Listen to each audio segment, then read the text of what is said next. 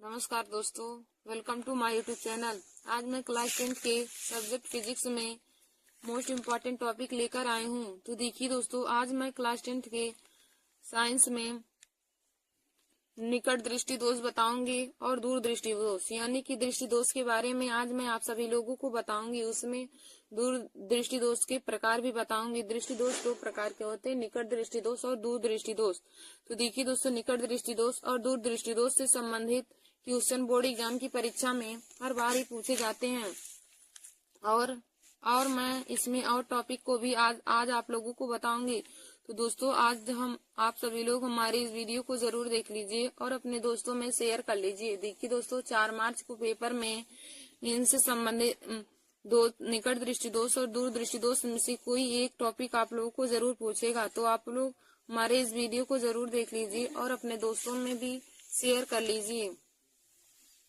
तो देखिए दोस्तों, पहला हमारा है निकट दृष्टि दोष। पहले आप हेडिंग डालेंगे निकट दृष्टि दोष किसे कहते हैं। तो देखिए दोस्तों, हम पहले आप लोगों को ऐसे बता देते हैं निकट दृष्टि दोष क्या होता है और दूर दृष्टि दोष क्या होता है। तो देखिए दोस्तों, जो दोष रहेगा वहाँ की वस्तु हमें स्पष्ट दिखाई देती है। यदि निकट दृष्टि दोष रहेगा तो हमें निकट की वस्तु स्पष्ट दिखाई देगा और दूर की नहीं दिखाई देगा। और यदि दूर दृष्टि दोष रहेगा तो हमें दूर की वस्तु स्पष्ट दिखाई देगा और निकट की वस्तु स्पष्ट नहीं दिखाई देगा। यानी कि जो दोष रहेगा वहाँ की वस्तु हमें दिखाई देगा। तो दोस्तों, हमारा पहला है निकट दृष्टि दोष। आप लोग हेडिंग डालेंगे निकट दृष्टि दोष, तो इसमें लिखिएगा कि वह दोष जिसमें व्यक्ति को निकट की वस्तु स्पष्ट दिखाई देती है लेकिन दूर की वस्तु स्पष्ट नहीं दिखाई देती है। तो इस प्रकार की दोष को हम निकट दृष्टि दोष कहते हैं।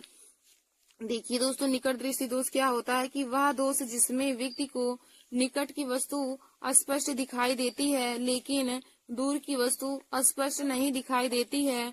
तो इस प्रकार के दोष को निकट दृष्टि दोष कहते हैं।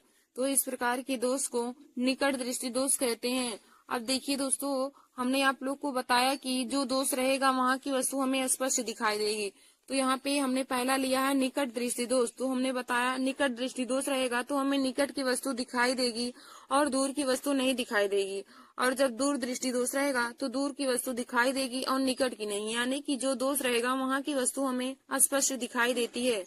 दोष में यही एक पहचान होता है, आप लोग इसे जरूर पहचान लीजिए कि जो दोष रहेगा वहाँ की वस्तु हमें स्पष्ट दिखाई देती है।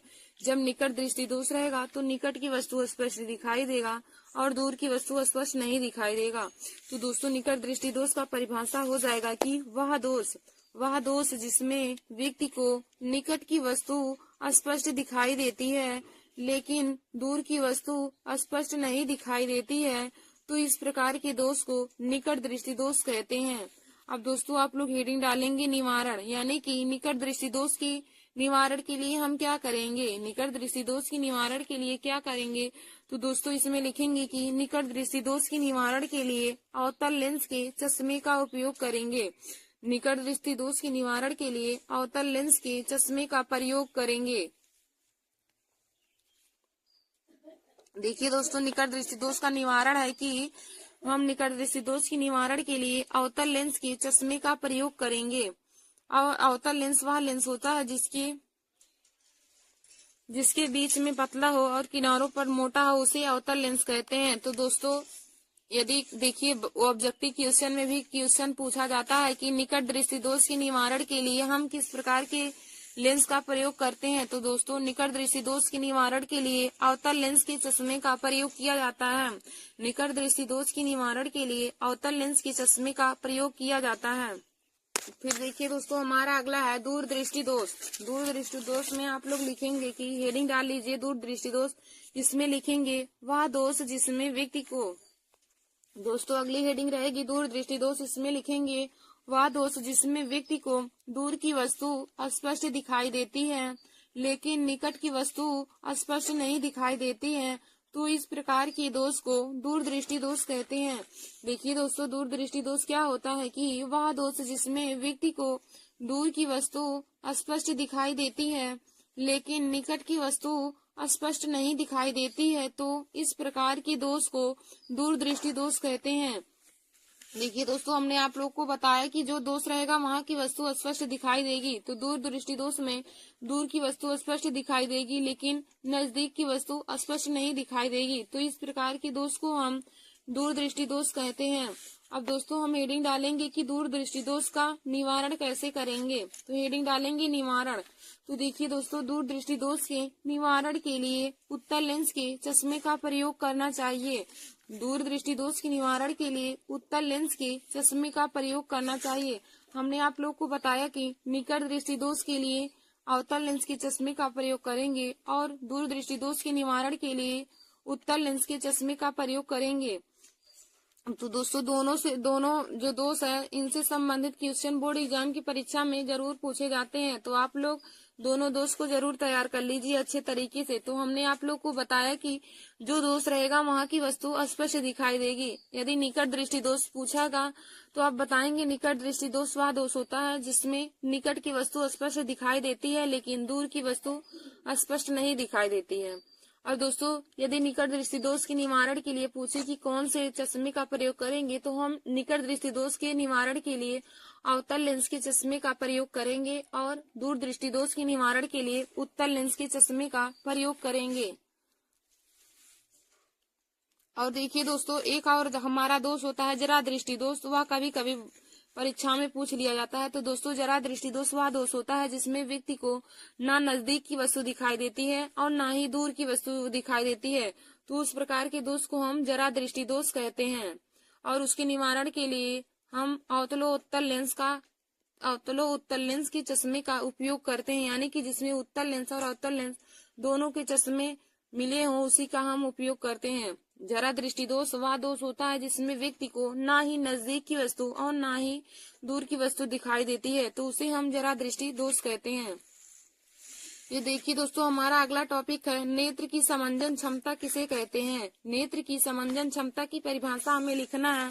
तो दोस्तों, यह भी बोर्ड एग्जाम की परीक्षा से बहुत ही महत्वपूर्ण है, तो आप लोग इस पर भी इम्पोर्टेंट का क्यूज लगा लीजिए। नेत्र की समंजन क्षमता, तो इसमें लिखेंगे नेत्र लेंस की फोकस दूरी को घटाने तथा बढ़ाने की क्षमता को नेत्र की समंजन क्षमता कहते हैं।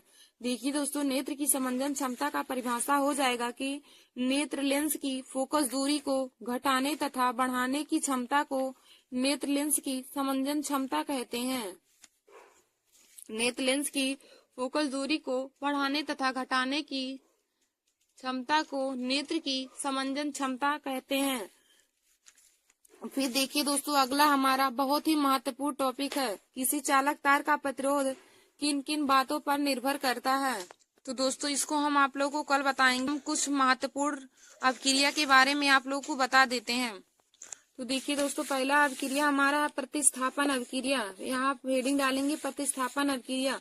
तो इसमें लिखेंगे इस अवक्रिया में अधिक क्रियाशील धातु कम क्रियाशील धातु को प्रतिस्थापित कर देता है, प्रतिस्थापित या फिर विस्थापित कर देता है। तो इस प्रकार की अवक्रिया को प्रतिस्थापन अवक्रिया कहते हैं। देखिए दोस्तों, प्रतिस्थापन अवक्रिया का डेफिनेशन क्या हो जाएगा कि इस प्रकार की अवक्रिया में कम क्रियाशील धातु अधिक क्रियाशील धातु कम क्रियाशील धातु को प्रतिस्थापित कर देता है। तो इस प्रकार की अवक्रिया को प्रतिस्थापन अवक्रिया कहते हैं। तो देखिए दोस्तों, प्रतिस्थापन अवक्रिया का उदाहरण हो जाएगा जैसे Fe+ में CuSO4, आयरन प्लस में कॉपर सल्फेट हो जाएगा। तो देखिए दोस्तों, कॉपर सल्फेट में से सल्फेट आयरन से क्रिया करके फेरस सल्फेट बना लेगा। तो Fe+ CSO4 की जब क्रिया होगी तो बन जाएगा FeSO4+ में Cu। तो देखिए दोस्तों, इसमें कॉपर अधिक क्रियाशील है, तो यहाँ इसमें SO4 जो हमारा अधिक क्रियाशील है, यह आयरन के साथ क्रिया करके फेरस सल्फेट बना लेगा। तो हमारा बन जाएगा FeSO4+ में Cu। तो प्रतिस्थापन अवक्रिया का डेफिनेशन हो जाएगा इस अवक्रिया में अधिक क्रियाशील धातु कम क्रियाशील धातु को प्रतिस्थापित कर देते हैं। तो इस प्रकार की अवक्रिया को प्रतिस्थापन अवक्रिया कहते हैं। तो इसका उदाहरण हो जाएगा Fe+ में CuSO4। तो दोस्तों, जब हम क्रिया कराएंगे बन जाएगा FeSO4+ में Cu। हमारा दूसरा है जैसे Zn+ में CuSO4, Zn+ में CuSO4। तो देखिए दोस्तों, कॉपर सल्फेट में से सल्फेट हमारा जिंक के साथ क्रिया करके जिंक सल्फेट बना लेगा, तो बन जाएगा ZnSO4+ में Cu। फिर दोस्तों, हमारा अगला है अगला क्रिया का नाम है वियोजन अभिक्रिया। अगला अभिक्रिया हमारा है वियोजन अभिक्रिया। तो दोस्तों इसमें लिखेंगे हम, इस अभिक्रिया में एक अभिकर्मक टूटकर छोटे छोटे उत्पाद उत्पन्न करते हैं। इस अभिक्रिया में एक अभिकर्मक टूटकर छोटे छोटे उत्पाद उत्पन्न करते हैं। तो इस प्रकार की अभिक्रिया को वियोजन अभिक्रिया कहते हैं। तो देखिए दोस्तों, वियोजन अभिक्रिया का हमारा उदाहरण हो जाएगा CaCO3। तो CaCO3 देखिए हमारा टूट जाएगा CaO प्लस में CO2, कैल्शियम ऑक्साइड और कार्बन डाइऑक्साइड में कैल्शियम कार्बोनेट टूट जाएगा। तो वियोजन अभिक्रिया का परिभाषा ही होता है कि इस अभिक्रिया में अभिकर्मक टूटकर छोटे छोटे उत्पाद उत्पन्न कर देते हैं। तो देखिए दोस्तों, जब CO3 की क्रिया होगी तो यह टूट जाएगा CaO प्लस में CO2, और जब हम CaCO2 को गर्म करेंगे तो पुनः हमारा कैल्शियम कार्बोनेट प्राप्त हो जाएगा। तो देखिए दोस्तों, जब किसी भी पदार्थ से पुनः उसी पदार्थ को प्राप्त किया जा सकता है तो उस प्रकार की अपक्रिया को हम उत्क्रमणीय अपक्रिया कहते हैं। उत्क्रमणीय अपक्रिया में मतलब कि जिससे हम प्राप्त कर सकते हैं। फिर देखिए दोस्तों, हमारा अगला क्वेश्चन है कि अवतल दर्पण के दो उपयोग लिखिए। अवतल दर्पण के दो उपयोग लिखिए। देखिए दोस्तों, अवतल दर्पण उत्तल दर्पण से संबंधित उपयोग भी हमारा बोर्ड एग्जाम की परीक्षा में पूछा जाता है। तो हम लिखेंगे नंबर 1, अवतल दर्पण के उपयोग में नंबर 1 लिखेंगे, टेबल लैंप के शेडो में किया जाता है। अवतल दर्पण का उपयोग टेबल लैंप के शेडो में किया जाता है। और हमारा नंबर दूसरा हो जाएगा, मोटर कार, रेलवे इंजन तथा सर्च लाइट के लैंपों में परावर्तक के रूप में किया जाता है। मोटर कार, रेलवे इंजन तथा सर्च लाइट के लैंपों में परावर्तक के रूप में अवतल दर्पण का उपयोग किया जाता है। देखिए दोस्तों, अवतल दर्पण का उपयोग क्या होगा, नंबर 1 हो जाएगा, टेबल लैंप की शेडो में अवतल दर्पण का उपयोग किया जाता है। टेबल लैंप की शेडो में अवतल दर्पण का उपयोग किया जाता है। नंबर दूसरा हमारा हो जाएगा, मोटर कार, रेलवे इंजन तथा सर्च लाइट के लैंपों में भी परावर्तक के रूप में अवतल दर्पण का उपयोग किया जाता है। फिर दोस्तों हमारा अगला क्वेश्चन है कि उत्तल दर्पण के दो उपयोग लिखिए। हमें उत्तल दर्पण के भी दो उपयोग लिखना है। तो इसमें लिखेंगे नंबर 1, सड़कों पर लगे लैंपों के ऊपर उत्तल दर्पण का उपयोग किया जाता है। और नंबर दूसरा हमारा हो जाएगा, मोटर वाहनों में पीछे देखने के लिए उत्तल दर्पण का उपयोग किया जाता है। मोटर वाहनों में पीछे देखने के लिए उत्तल दर्पण का उपयोग किया जाता है। फिर देखिए दोस्तों, हमारा अगला क्वेश्चन है कि प्रकाशिक केंद्र की परिभाषा लिखिए। प्रकाशिक केंद्र की परिभाषा लिखिए। तो आप लोग हेडिंग डाल लीजिए प्रकाशिक केंद्र। तो इसमें लिखेंगे, लेंस के भीतर मुख्य अक्ष पर स्थित वह बिंदु, लेंस के भीतर मुख्य अक्ष पर स्थित वह बिंदु जिससे होकर चलने वाली या जिससे होकर जाने वाली प्रकाश की किरणें अपवर्तन के पश्चात बिना विचलित हुए सीधे निकल जाती हैं। देखिए दोस्तों, प्रकाशिक केंद्र की परिभाषा हो जाएगा कि लेंस के भीतर मुख्य अक्ष पर स्थित वह बिंदु, लेंस के भीतर मुख्य अक्ष पर स्थित वह बिंदु जिससे होकर जाने वाली प्रकाश की किरण अपवर्तन के बाद बिना विचलित हुए सीधे निकल जाती है, तो उसे हम प्रकाशिक केंद्र कहते हैं। देखिए दोस्तों, प्रकाशिक केंद्र का परिभाषा होता है कि लेंस के भीतर मुख्य अक्ष पर स्थित वह बिंदु जिससे होकर जाने वाली प्रकाश की किरणें अपवर्तन के बाद बिना विचलित हुए सीधे निकल जाती हैं, तो उसे हम प्रकाशिक केंद्र कहते हैं। फिर देखिए दोस्तों, अगला हमारा क्वेश्चन है जीव विज्ञान से संबंधित। तो इसमें क्या पूछा है, मृतोपजीवी और परपोषी पोषण में की परिभाषा लिखिए। मृतोपजीवी और परपोषी पोषण की परिभाषा लिखिए। तो दोस्तों आप पहले हेडिंग डालेंगे मृतोपजीवी। तो इसमें लिखेंगे, सड़े गले कार्बनिक पदार्थों से जीव द्वारा भोजन प्राप्त करना मृतोपजीवी पोषण कहलाता है। सड़े गले कार्बनिक पदार्थों से जीव द्वारा भोजन प्राप्त करना मृतोपजीवी पोषण कहलाता है।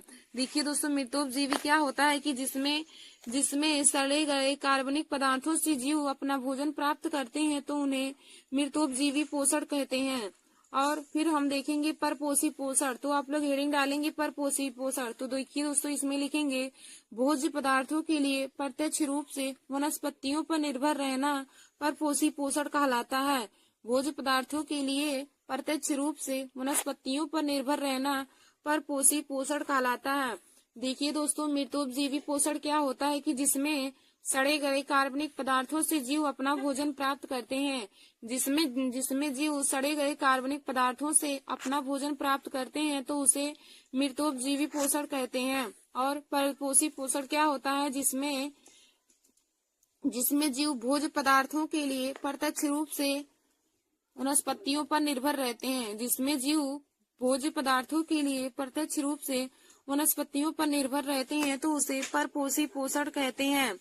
फिर दोस्तों हमारा देखिए अगला क्वेश्चन है कि जाइलम तथा फ्लोएम की परिभाषित कीजिए। जाइलम तथा फ्लोएम की परिभाषा लिखिए या जाइलम तथा फ्लोएम को परिभाषित कीजिए।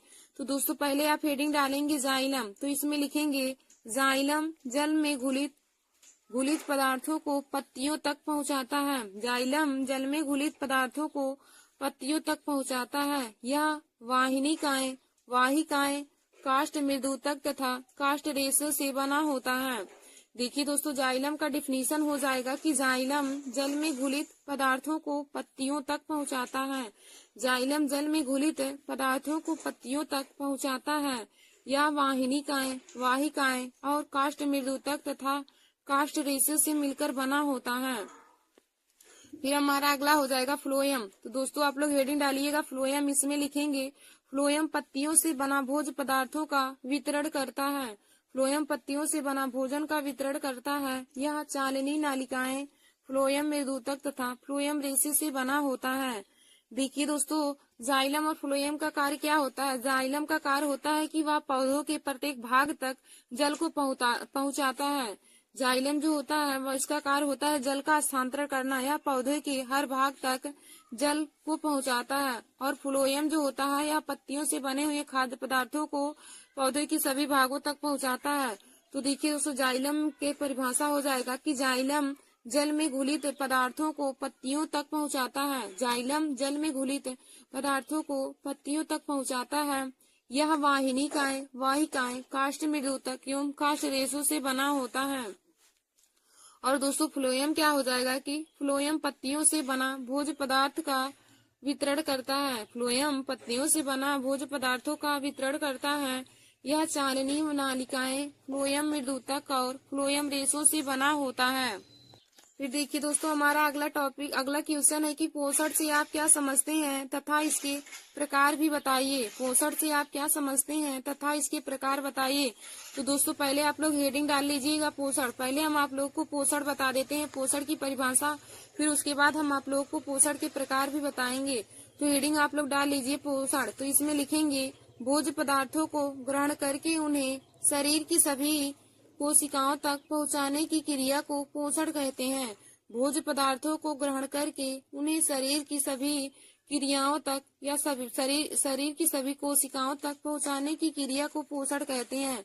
देखिए दोस्तों पोषण का डिफिनीशन क्या हो जाएगा कि भोज्य पदार्थों को ग्रहण करके उन्हें शरीर की सभी कोशिकाओं तक पहुंचाने की क्रिया ही पोषण कहलाता है। फिर देखिए दोस्तों आगे हमारा हो जाएगा पोषण दो प्रकार के होते हैं। नंबर 1 स्वपोषी पोषण, नंबर 2 परपोषी पोषण। तो दोस्तों पहला आप हेडिंग डालेंगे स्वपोषी पोषण।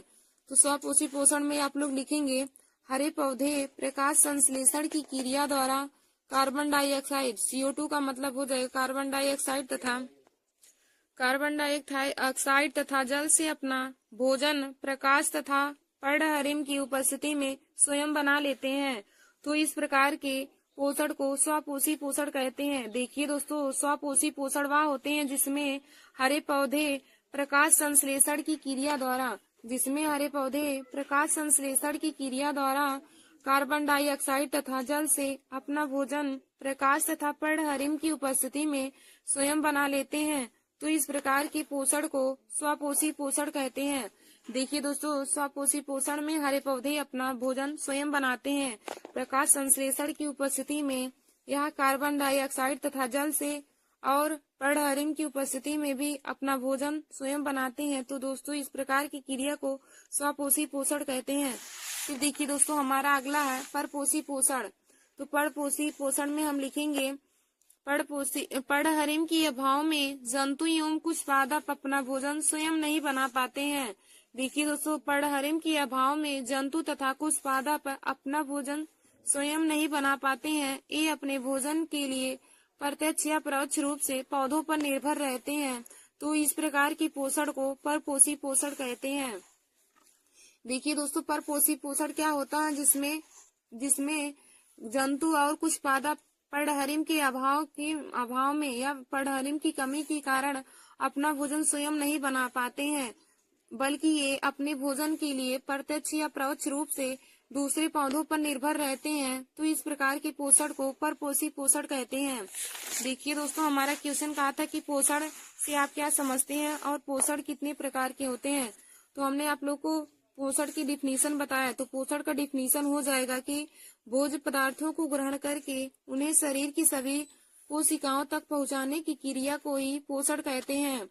और पोषण दो प्रकार के होते हैं, नंबर 1 स्वपोषी पोषण, नंबर 2 परपोषी पोषण। तो देखिए दोस्तों, स्वपोषी पोषण में हरे पौधे अपना भोजन स्वयं बनाते हैं, स्वयं अपना भोजन प्रकाश संश्लेषण की उपस्थिति में तथा पर्णहरिम की उपस्थिति में कार्बन डाइऑक्साइड तथा जल की क्रिया के द्वारा हरे पौधे प्रकाश संश्लेषण तथा पर्णहरिम की उपस्थिति में अपना भोजन स्वयं बना लेते हैं, तो हम इस प्रकार के पोषण को स्वपोषी पोषण कहेंगे। और दोस्तों, जिसमें पर्णहरिम के अभाव के कारण जंतु तथा पादप अपना भोजन स्वयं नहीं बना पाते हैं, तो इस प्रकार की क्रिया को परपोषी पोषण कहते हैं, बल्कि वह अपने भोजन के लिए प्रत्यक्ष या परोक्ष रूप से दूसरे पौधों पर निर्भर रहते हैं। फिर देखिए दोस्तों, हमारा अगला क्वेश्चन है कि क्या होता है जब किशमिश को जल में डालते हैं तथा अंगूर को चीनी के गाढ़े घोल में डालते हैं। क्या होता है जब किशमिश को जल में डालते हैं तथा अंगूर को चीनी के गाढ़े घोल में डालते हैं। तो देखिए दोस्तों, जब किशमिश को जल में डालने पर अंतःप्राशरण के कारण किशमिश फूल जाता है। किशमिश को जल में जब हम डालते हैं तो अंतःप्राशरण के कारण किशमिश फूल जाता है, तथा जब अंगूर को चीनी के गाढ़े घोल या नमक के घोल में रखने पर बाह्य प्राशरण के कारण अंगूर पिचक जाता है। देखिए दोस्तों, जब हम किशमिश को जल में डालते हैं तो अंतःप्राशरण के कारण किशमिश फूल जाता है, और जब अंगूर को चीनी के गाढ़े घोल या नमक के घोल में रखते हैं तो बाह्य प्राशरण के कारण अंगूर पिचक जाता है। फिर हमारा अगला क्वेश्चन है कि संतुलित आहार पर टिप्पणी लिखिए। संतुलित आहार पर टिप्पणी लिखिए। तो दोस्तों, हेडिंग डालेंगे संतुलित आहार। इसमें लिखेंगे जिस भोजन से शरीर की विभिन्न जैविक क्रियाओं के लिए आवश्यक पोषक तत्व उचित मात्रा में उपलब्ध होते हैं। या फिर हम कह सकते हैं कि जिस भोजन में शरीर की जैविक क्रियाओं के लिए सभी पोषक तत्व उपस्थित हों, तो इस प्रकार के आहार को संतुलित आहार कहते हैं। देखिए दोस्तों, संतुलित आहार से जैविक क्रियाओं के लिए आवश्यक ऊर्जा, प्रोटीन, खनिज तथा विटामिन मिले होते हैं। धन्यवाद दोस्तों।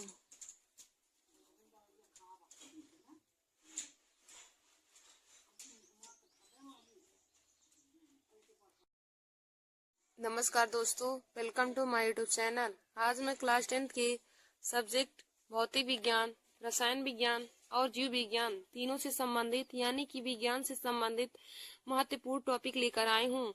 तो दोस्तों देखिए, आज मैंने आप सभी लोगों के लिए लघु उत्तरीय प्रश्न लेकर आया हूँ। आज हम आप लोगों को लघु उत्तरीय प्रश्न के बारे में बताएंगे जो बोर्ड एग्जाम की परीक्षा के लिए बहुत ही महत्वपूर्ण है। तो देखिए दोस्तों, आज आप लोगों को तीनों सब्जेक्ट से संबंधित मिक्स क्वेश्चन आप लोगों को बताएंगे कि बोर्ड एग्जाम की परीक्षा के लिए कौन कौन से क्वेश्चन बहुत ही महत्वपूर्ण है और कौन से हर बार ही बोर्ड एग्जाम की परीक्षा में पूछे जाते हैं। तो देखिए दोस्तों, हमारा पहला क्वेश्चन है फिजिक्स का है। अवतल दर्पण के लिए यू वी तथा एफ में संबंध का फार्मूला बताइए। अवतल दर्पण के लिए यू वी तथा एफ में संबंध क्या है, उसका फार्मूला क्या होगा, उसी को बताना है। तो देखिए दोस्तों, अवतल दर्पण के लिए यू वी तथा एफ में संबंध का फार्मूला होता है 1/f equal to 1/v plus में 1/u। 1/f इक्वल टू होता है 1/v प्लस में 1/u।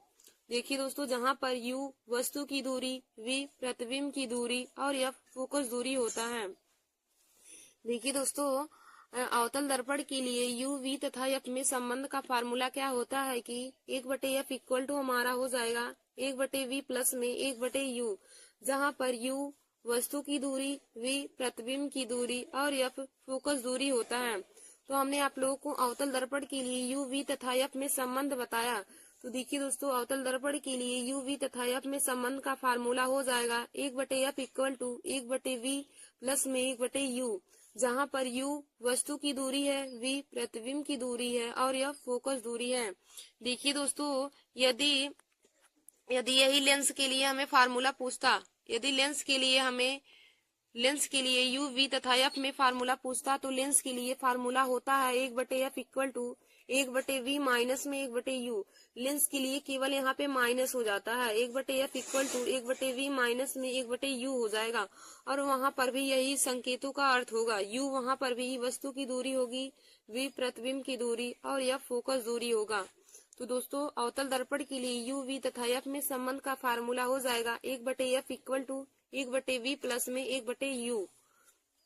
और देखिए दोस्तों, अवतल दर्पण में सभी चीजों का मान माइनस में रखा जाता है और उत्तल दर्पण में केवल हम प्रतिबिंब वस्तु की दूरी यानी कि u का मान केवल माइनस में रखते हैं और हम सभी का मान प्लस में रखते हैं। जब हम न्यूमेरिकल सॉल्व करते हैं तो दोस्तों, यदि अवतल दर्पण क्वेश्चन में बोला रहेगा तो अवतल दर्पण के लिए हम सबका मान माइनस में रखेंगे, और यदि उत्तल दर्पण कहे रहेगा तो हम केवल u का मान माइनस में रखेंगे और सबका मान हम प्लस सुधा ही रखेंगे। फिर दोस्तों, हमारा अगला क्वेश्चन है कि रेखीय आवर्धन किसे कहते हैं। रेखीय आवर्धन किसे कहते हैं?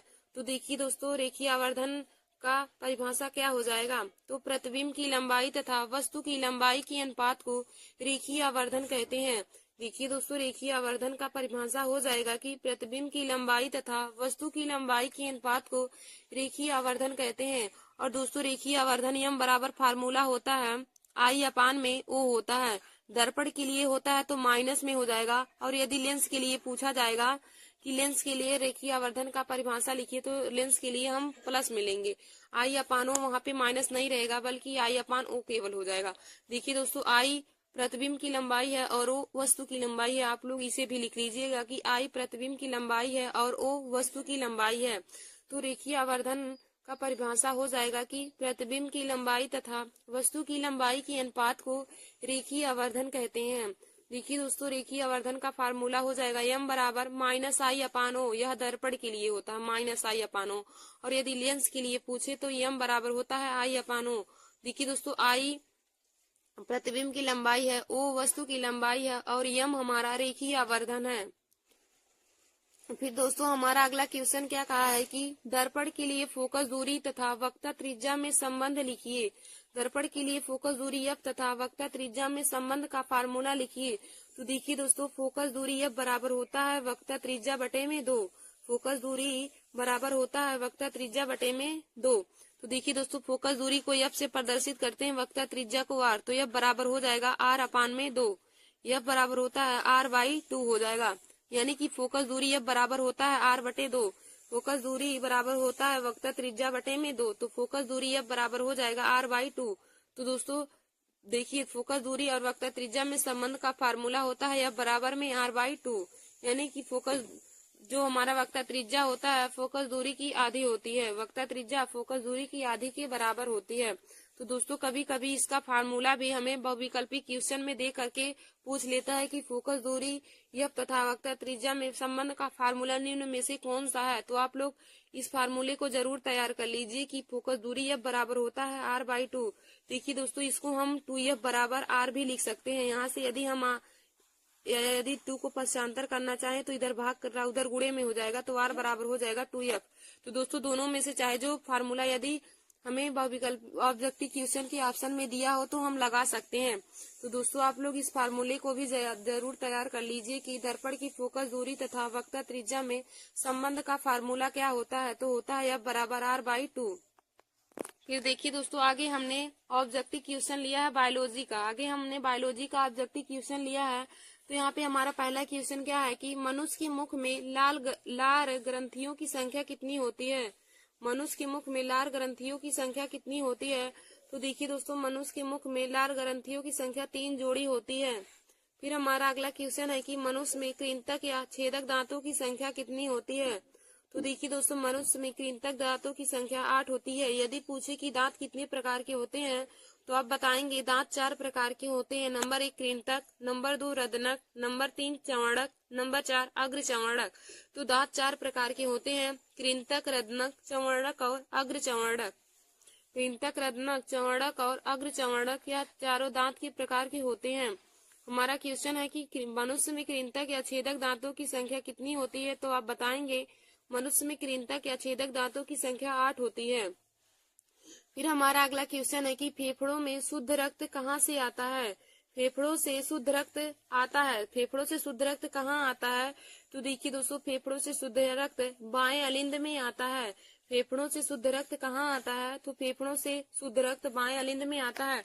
और दोस्तों यदि पूछे कि फेफड़ों में कैसा खून बहता है, तो दोस्तों फेफड़ों में अशुद्ध खून बहता है और फेफड़ों से शुद्ध रक्त बाएं अलिंद में जाता है।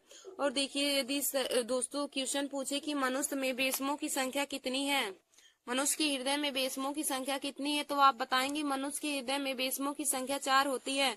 बायां अलिंद, बायां निलय, दायां अलिंद और दायां निलय। यह हमारे मनुष्य के शरीर में 4 प्रकार के बेसम होते हैं। यदि पूछे कि मनुष्य में बेसमों की संख्या कितनी होती है, तो आप बताएंगे मनुष्य में बेसमों की संख्या 4 होती है। बायां अलिंद, बायां निलय, दायां अलिंद और दायां निलय। फिर हमारा अगला क्वेश्चन है कि यकृत परिवर्तित करता है। यकृत परिवर्तित करता है। तो देखिए दोस्तों, यकृत अमोनिया को यूरिया में परिवर्तित करता है। यकृत परिवर्तित करता है। तो यकृत अमोनिया को यूरिया में परिवर्तित करता है। फिर हमारा अगला क्वेश्चन है कि देखिए दोस्तों, यदि हमसे पूछे कि प्रयोगशाला में किस यौगिक का पहले प्रयोग किया गया था, तो आप बताएंगे यूरिया का। और दोस्तों यूरिया का यदि फार्मूला पूछे तो आप बताएंगे NH2CO NH2। यूरिया का फार्मूला होता है NH2CO NH2। यह हमारा यूरिया का फार्मूला होता है NH2CO NH2। फिर हमारा अगला क्वेश्चन है कि हीमोग्लोबिन महत्वपूर्ण भूमिका निभाता है। हीमोग्लोबिन महत्वपूर्ण भूमिका निभाता है। तो देखिए दोस्तों, हीमोग्लोबिन महत्वपूर्ण भूमिका श्वसन में निभाता है। हीमोग्लोबिन महत्वपूर्ण भूमिका श्वसन में निभाता है। और देखिए दोस्तों, यदि पूछे कि मनुष्य के लाल रक्त का कारण क्या होता है, मनुष्य का लाल रक्त क्यों होता है, मनुष्य के खून का रंग लाल क्यों होता है, तो दोस्तों आप बताएंगे हीम के कारण। हीम के कारण मनुष्य का रक्त लाल रंग का होता है। फिर हमारा अगला क्वेश्चन है कि मनुष्य में प्रमुख उत्सर्जी अंग कौन है। मनुष्य में प्रमुख उत्सर्जी अंग कौन है। तो देखिए दोस्तों, मनुष्य में प्रमुख उत्सर्जी अंग वृक्क है। मनुष्य में प्रमुख उत्सर्जी अंग वृक्क है। फिर हमारा अगला क्वेश्चन है कि आहार नाल के पेशी संकुचन को क्या कहते हैं। आहार नाल के पेशी संकुचन को क्या कहते हैं। तो देखिए दोस्तों, आहार नाल के पेशी संकुचन को क्रमाकुंचन कहते हैं। फिर हमारा अगला क्वेश्चन है कि विटामिन सी का अच्छा स्रोत क्या है। तो देखिए दोस्तों, विटामिन सी का सबसे अच्छा स्रोत आंवला होता है, लेकिन यहाँ पे विकल्प के अनुसार संतरा लग जाएगा, क्योंकि हमने केवल विकल्प ही लिया जो सही होता है। और दोस्तों यदि विटामिन सी का रासायनिक नाम पूछे तो विटामिन सी का रासायनिक नाम स्कारबिक अम्ल होता है। और विटामिन सी का सबसे अच्छा स्रोत, सबसे ज्यादा विटामिन सी आंवला में पाया जाता है। और दोस्तों यदि पूछे कि विटामिन ए की कमी से कौन सा रोग होता है, तो आप बताएंगे विटामिन ए की कमी से रतौंधी रोग होता है। और विटामिन बी की कमी से, तो दोस्तों विटामिन बी की कमी से बेरी बेरी रोग होता है। और विटामिन ए की कमी से रतौंधी नामक रोग होता है। फिर हमारा अगला क्वेश्चन है कि पौधों में पत्तियों में बने हुए खाद्य पदार्थों का हस्तांतरण होता है। हमारा अगला क्वेश्चन है कि पौधों से पत्तियों में बने हुए खाद्य पदार्थों का हस्तांतरण कहाँ होता है। तो देखिए दोस्तों, पौधों से पत्तियों में बने हुए खाद्य पदार्थों का हस्तांतरण फ्लोएम द्वारा होता है। देखिए दोस्तों, जल का हस्तांतरण जाइलम द्वारा होता है और खाद्य पदार्थों का हस्तांतरण फ्लोएम द्वारा होता है। तो यदि पूछे कि जल का हस्तांतरण कैसे होता है, तो आप लोग बताएंगे जाइलम के द्वारा जल का हस्तांतरण होता है। और पूछे कि खाद्य पदार्थों का हस्तांतरण कैसे होता है, तो आप बताएंगे फ्लोएम के द्वारा खाद्य पदार्थों का हस्तांतरण होता है। ये दोस्तों अगला हमारा है, हमने केमिस्ट्री से संबंधित क्वेश्चन भी लिया है। तो हमारा क्वेश्चन क्या पूछा है कि कैल्शियम एसीटेट को गर्म किया जाता है तो क्या प्राप्त होता है। क्या होता है जब हम कैल्शियम एसीटेट को गर्म करते हैं। तो देखिए दोस्तों, जब कैल्शियम एसीटेट को गर्म करते हैं तो एसीटोन बनता है। जब कैल्शियम एसीटेट को गर्म करेंगे तो एसीटोन बनेगा। एसीटोन का फार्मूला होता है CH3 COCH3। इसको हम प्रोपेनॉन भी कह सकते हैं। एसीटोन का यदि IPSC नाम पूछे तो हम प्रोपेनॉन भी बताएंगे। देखिए दोस्तों, हमने एक वीडियो आईपीएससी नाम पे भी बनाया है, तो आप लोग हमारे इस वीडियो को जरूर देख लीजिए, क्योंकि आईपीएससी नाम हर बार ही बोर्ड एग्जाम की परीक्षा में पूछा जाता है। तो हमारा क्वेश्चन है कि कैल्शियम एसीटेट को गर्म करते हैं तो क्या होता है। तो देखिए दोस्तों, जब कैल्शियम एसीटेट को गर्म करेंगी तो एसीटोन प्राप्त होगा। कैल्शियम एसीटेट का फार्मूला हो जाएगा CH3COO का होल ट्वाइस Ca, CH3COO का होल ट्वाइस Ca। इसको जब गर्म करेंगे तो देखिए दोस्तों, एसीटेन बन जाएगा, प्लस में CaCO3 कैल्शियम कार्बोनेट प्राप्त होगा, लेकिन हमें एसीटोन बन जाएगा और कैल्शियम एसीटेट भी प्राप्त होगा। फिर देखिए दोस्तों, हमारा अगला क्वेश्चन है कि अम्लीय विलयन का पीएच मान कितना होता है। अम्लीय विलयन का पीएच मान कितना।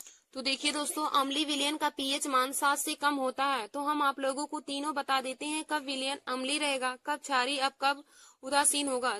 देखिए दोस्तों, जब किसी विलयन का पीएच मान 7 होगा, जब किसी विलयन का पीएच मान 7 होगा तो वह विलयन उदासीन होगा, और जब किसी विलयन का पीएच मान 7 से कम होगा तो वह विलयन की प्रकृति अम्लीय होगी, और जब किसी विलयन का पीएच मान 7 से अधिक होगा तो विलयन की प्रकृति क्षारीय होगी। जब विलयन का पीएच मान 7 से अधिक होगा तो विलयन की प्रकृति क्षारीय होगी, और जब विलयन का पीएच मान 7 से कम होगा तो विलयन की प्रकृति अम्लीय होगी, और जब विलयन का पीएच मान 7 होगा तो आप विलयन की प्रकृति उदासीन होगी। देखिए दोस्तों, कभी कभी शुद्ध जल का पीएच मान पूछता है, तो शुद्ध जल का पीएच मान 7 होता है। वह बहुत ही महत्वपूर्ण क्वेश्चन है।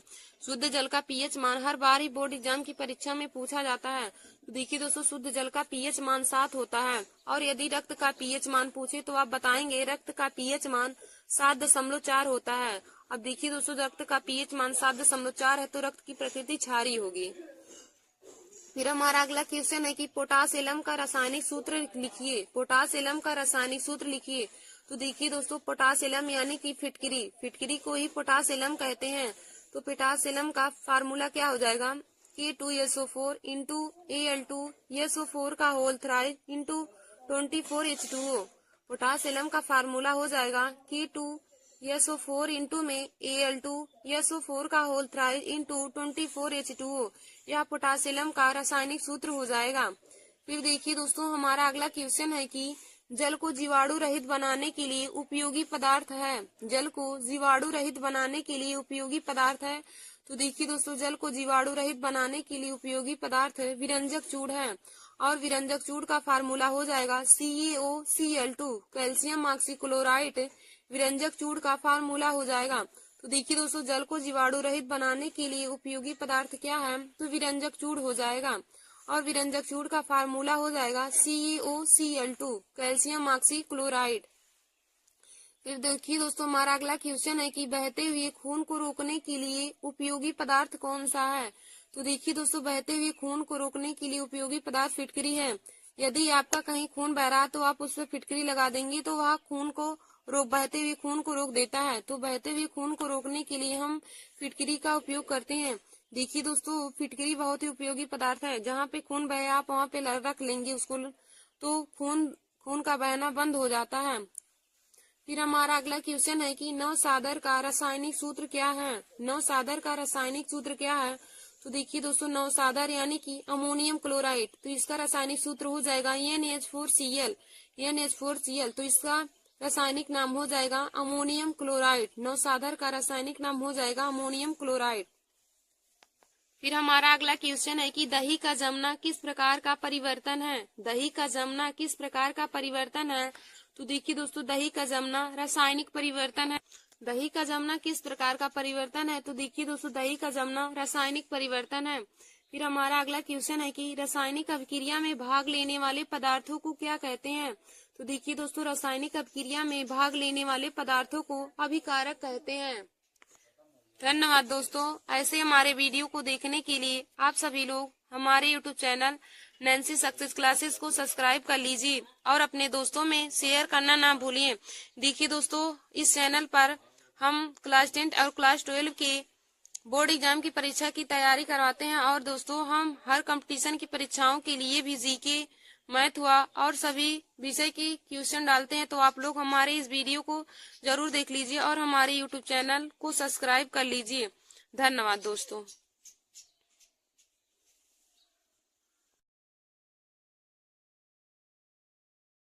नमस्कार दोस्तों, welcome to my YouTube channel. आज मैं क्लास 10th के सब्जेक्ट साइंस यानी कि फिजिक्स में मोस्ट इम्पॉर्टेंट टॉपिक लेकर आए हूँ। तो देखिए दोस्तों, आज का हमारा टॉपिक है कि किसी चालक तार का प्रतिरोध किन किन बातों पर निर्भर करता है। किसी चालक तार का प्रतिरोध किन किन बातों पर निर्भर करता है। तो देखिए दोस्तों, यह क्वेश्चन है जो है यह हर बार ही बोर्ड एग्जाम की परीक्षा में पूछा जाता है। और देखिए दोस्तों, 4 मार्च का आप लोगों का साइंस का पेपर है, तो उसमें आप यह क्वेश्चन जरूर पूछा जाएगा। तो आप लोग हमारे इस वीडियो को जरूर देख लीजिए। हमारा क्वेश्चन है कि किसी चालक तार का प्रतिरोध किन किन बातों पर निर्भर करता है। तो देखिए दोस्तों, आइए हम आप लोगों को इसका डेरिवेशन कराते हैं और इसके बारे में बताते हैं कि किसी चालक तार का प्रतिरोध किन किन बातों पर निर्भर करता है। और देखिए दोस्तों, हम पहले आप लोगों को प्रतिरोध की परिभाषा बता देते हैं कि प्रतिरोध हम किसे कहते हैं। तो दोस्तों, प्रतिरोध देखिए उसे कहते हैं जो धारा के मार्ग में रुकावट उत्पन्न करता है। धारा के मार्ग में जो रुकावट उत्पन्न करता है उसी को हम प्रतिरोध कहते हैं। प्रतिरोध का मतलब होता है कि जो धारा के मार्ग में रुकावट उत्पन्न करे उसी को प्रतिरोध कहते हैं। तो दोस्तों, हमारा क्वेश्चन है कि किसी चालक तार का प्रतिरोध किन किन बातों पर निर्भर करता है। तो देखिए दोस्तों, किसी चालक तार का प्रतिरोध निम्न 3 बातों पर निर्भर करता है। नंबर 1 हमारा है कि किसी चालक तार का प्रतिरोध चालक तार की लंबाई के अनुक्रमानुपाती होता है। किसी चालक तार का प्रतिरोध है किसी चालक तार का प्रतिरोध निम्न 2 बातों पर निर्भर करता है। नंबर 1 हमारा है किसी चालक तार का प्रतिरोध चालक तार की लंबाई के अनुक्रमानुपाती होता है। चालक तार का प्रतिरोध चालक तार की लंबाई के अनुक्रमानुपाती होता है, यानी कि आर प्रोपोर्शनल हो जाएगा एल के। इसको हम समीकरण 1 मान लेंगे। किसी चालक तार का प्रतिरोध चालक तार की लंबाई के अनुक्रमानुपाती होता है, तो दोस्तों हम आर प्रोपोर्शनल एल मान लेंगे। इसको हम समीकरण 1 मान लेंगे। फिर हमारा दूसरा क्या होता है कि चालक तार का प्रतिरोध किस बात पर निर्भर करता है। तो दूसरा हमारा होता है चालक तार का प्रतिरोध चालक तार के अनुप्रस्थ काट के क्षेत्रफल के व्युत्क्रमानुपाती होता है। चालक तार का प्रतिरोध चालक तार के अनुप्रस्थ काट के क्षेत्रफल के व्युत्क्रमानुपाती होता है, यानी कि आर प्रोपोर्शनल हो जाएगा 1/a के। आर प्रोपोर्शनल हो जाएगा 1/a की। इसको हम समीकरण 2 मान लेंगे। देखिए दोस्तों, किसी चालक तार का प्रतिरोध निम्न 2 बातों पर निर्भर करता है। नंबर 1 हमारा होता है कि किसी चालक तार का प्रतिरोध चालक तार की लंबाई के अनुक्रमानुपाती होता है। तो हम यहाँ से लिख लेंगे R proportional L. R proportional L हो जाएगा क्योंकि चालक तार का प्रतिरोध चालक तार की लंबाई एल के अनुक्रमानुपाती होता है, तो आर प्रोपोर्शनल एल हो जाएगा। इसको हम समीकरण 1 मान लेंगे। फिर देखिए दोस्तों, हमारा आगे होता है कि दूसरा क्या होता है कि चालक तार का प्रतिरोध चालक तार के अनुप्रस्थ काट के क्षेत्रफल के व्युत्क्रमानुपाती होता है, यानी कि आर व्युत्क्रमानुपाती हो जाएगा 1/a। तो इसको हम समीकरण 2 मान लेंगे। अब दोस्तों, समीकरण 1 और समीकरण 2 को हम सॉल्व करेंगे। तो लिखेंगे समीकरण 1 व समीकरण 2 से। समीकरण 1 व समीकरण 2 से तो यहाँ से हो जाएगा आर प्रोपोर्शनल एल/a हो जाएगा। आर प्रोपोर्शनल एल हो जाएगा। दोस्तों, अब जब प्रोपोर्शनल हटता है तो कोई कांस्टेंट लगता है। तो देखिए दोस्तों, जब प्रोपोर्शनल का चिन्ह हटेगा तो यहाँ पे हमारा कांस्टेंट हो जाएगा आर प्रोपोर्शनल रो इंटू में एल/a। यह देखिए दोस्तों, यह रो है, रो इंटू में एल/a। यही हमारा किसी चालक तार का प्रतिरोध किन किन बातों पर निर्भर करता है, तो उससे यही हमारा फार्मूला प्राप्त होता है आर प्रोपोर्शनल रो इंटू में एल/a। देखिए दोस्तों, हम यहाँ पे प्रयुक्त संकेतों के अर्थ को भी बताते हैं आप लोगों को। जहाँ पर रो हमारा विशिष्ट प्रतिरोध है, जहाँ पर रो, इसको हम रो पढ़ते हैं, जहाँ पर रो विशिष्ट प्रतिरोध है, एल चालक तार की लंबाई है, ए चालक तार का क्षेत्रफल है, और आर जो है यह प्रतिरोध है। आर प्रतिरोध है, रो विशिष्ट प्रतिरोध है, एल चालक तार की लंबाई है, और ए दोस्तों चालक का क्षेत्रफल है। तो दोस्तों, यदि देखिए प्रतिरोध का मात्रक पूछे तो आप बताएंगे प्रतिरोध का मात्रक मीटर ओम होता है। प्रतिरोध का मात्रक ओम होता है। और यदि विशिष्ट प्रतिरोध का मात्रक पूछे तो आप बताएंगे विशिष्ट प्रतिरोध का मात्रक ओम मीटर होता है। विशिष्ट प्रतिरोध का मात्रक ओम मीटर होता है और प्रतिरोध का मात्रक ओम होता है। और दोस्तों, यल चालक तार की लंबाई है और ये चालक का क्षेत्रफल है। तो देखिए दोस्तों, किसी चालक तार का प्रतिरोध किन किन बातों पर निर्भर करता है, तो आप बताएंगे किसी चालक तार का प्रतिरोध निम्न दो बातों पर निर्भर करता है। नंबर 1 हमारा होता है कि किसी चालक तार का प्रतिरोध चालक तार की लंबाई के अनुक्रमानुपाती होता है। किसी चालक तार का प्रतिरोध चालक तार की लंबाई के अनुक्रमानुपाती होता है, यानी कि आर प्रोपोर्शनल एल हो जाएगा। तो इसको हम समीकरण 1 मान लेंगे। आर प्रोपोर्शनल एल, इसको समीकरण 1 मान लेंगे। फिर देखिए दोस्तों, हमारा दूसरा क्या होता है कि चालक का प्रतिरोध चालक तार के अनुप्रस्थ काट के क्षेत्रफल के व्युत्क्रमानुपाती होता है। चालक का प्रतिरोध चालक तार के अनुप्रस्थ काट के क्षेत्रफल के व्युत्क्रमानुपाती होता है। तो व्युत्क्रमानुपाती होता है तो हो जाएगा आर व्युत्क्रमानुपाती 1/a। इसको हम समीकरण 2 मान लेंगे। आर व्युत्क्रमानुपाती 1/a, इसको समीकरण 2 मान लेंगे। अब देखिए दोस्तों, हम लिखेंगे कि समीकरण 1 व समीकरण 2 से, समीकरण 1 व समीकरण 2 से, तो यहाँ से हो जाएगा आर प्रोपोर्शनल एल अपान ए। समीकरण 1 व समीकरण 2 से तो हो जाएगा आर प्रोपोर्शनल एल अपान ए। अब देखिए दोस्तों, जब प्रोपोर्शनल का चिन्ह हटेगा तो कोई कांस्टेंट आएगा, तो यहाँ पे हो जाएगा R equal to row into में L upon A. R equal to हो जाएगा रो इंटू में एल अपान ए। देखिए दोस्तों, जहाँ पर रो विशिष्ट प्रतिरोध है, एल चालक तार की लंबाई है और ए चालक का क्षेत्रफल है और आर प्रतिरोध है। दोस्तों, आप फार्मूला लिखने के बाद उसमें प्रयुक्त संकेतों के अर्थ को भी लिख देंगे तो एग्जामिनर आपकी कॉपी से बहुत खुश होंगे और आपको फुल मार्क्स देंगे। और देखिए दोस्तों, यदि पूछे कि प्रतिरोध का मात्रक क्या होता है तो आप बताएंगे प्रतिरोध का मात्रक ओम होता है, और विशिष्ट प्रतिरोध का मात्रक पूछे तो आप बताएंगे विशिष्ट प्रतिरोध का मात्रक ओम मीटर होता है, और लंबाई का मात्रक मीटर होता है, और क्षेत्रफल का मात्रक मीटर स्क्वायर होता है। क्वेश्चन है कि प्रकाश संश्लेषण की परिभाषा लिखिए। प्रकाश संश्लेषण की परिभाषा लिखिए। तो देखिए दोस्तों, प्रकाश संश्लेषण की परिभाषा क्या हो जाएगा, सूर्य के प्रकाश तथा क्लोरोफिल की उपस्थिति में, सूर्य के प्रकाश तथा क्लोरोफिल की उपस्थिति में कार्बन डाइऑक्साइड तथा जल से ग्लूकोज के बनने की क्रिया को प्रकाश संश्लेषण कहते हैं। देखिए दोस्तों, प्रकाश संश्लेषण का परिभाषा होता है कि सूर्य के प्रकाश तथा क्लोरोफिल की उपस्थिति में कार्बन डाइऑक्साइड तथा जल से ग्लूकोज के बनने की क्रिया को प्रकाश संश्लेषण कहते हैं। तो देखिए दोस्तों, हम रिएक्शन क्या लेंगे कि 6 CO2 प्लस में 12 H2O, 6 CO2 प्लस में 12 H2O, यानी कि 6 गुना में कार्बन डाइऑक्साइड लेंगे और 12 गुना में जल लेंगे। तो इसको हम सूर्य के प्रकाश और क्लोरोफिल की उपस्थिति में गर्म करेंगे। सूर्य के प्रकाश तथा क्लोरोफिल की उपस्थिति में गर्म करेंगे तो हमारा बन जाएगा C6H12O6 प्लस में 6O2 प्लस में 6H2O। हमारा यहाँ पे ग्लूकोज बन जाएगा। तो देखिए दोस्तों, ग्लूकोज की बनने की क्रिया को हम प्रकाश संश्लेषण कहते हैं। कार्बन डाइऑक्साइड तथा जल की क्रिया द्वारा सूर्य के प्रकाश तथा क्लोरोफिल की उपस्थिति में ग्लूकोज के बनने की क्रिया को हम प्रकाश संश्लेषण कहते हैं। देखिए दोस्तों, प्रकाश संश्लेषण का परिभाषा एकदम आसान है।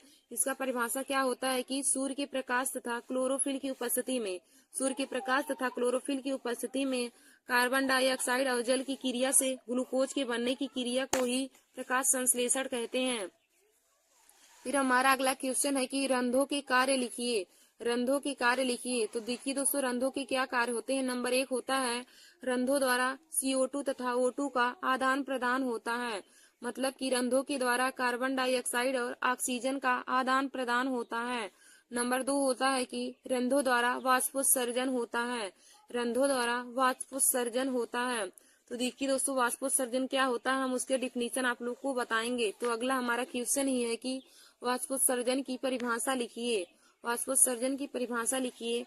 तो दोस्तों देखिए क्या हो जाएगा वाष्पोत्सर्जन की परिभाषा की, पौधों के वायवीय भागों से होने वाली जल की हानि को, पौधों के वायवीय भागों से होने वाली जल की हानि को वाष्पोत्सर्जन कहते हैं।